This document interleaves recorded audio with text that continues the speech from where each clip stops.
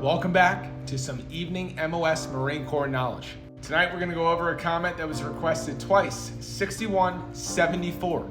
6174 stands for Helicopter Crew Chief, specifically for the UH-1. For those civilians that are watching, UH-1 stands for Utility Helicopter, or Huey.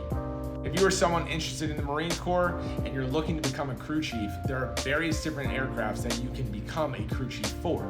Speaking about 6174 specifically, as a crew chief, you will be on that aircraft day in and day out.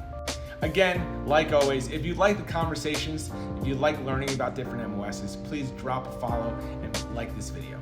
Not gonna lie, crew chiefs have an awesome MOS. They get to fly around, yes, only in their aircraft, but the experiences that they get day in and day out are awesome.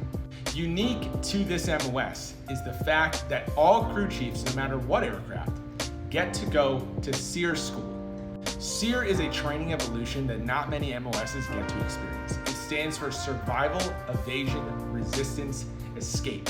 This is one of the unique things about the 6174 MOS and all aircrew MOSs is that they get to experience this type of schooling, as well as handle various different types of aircraft weaponry, and on top of it, you get to fly in a helicopter all day long. However, coming from the aircrew guys that I've worked with, there is a negative that comes to this, and it's the same positive.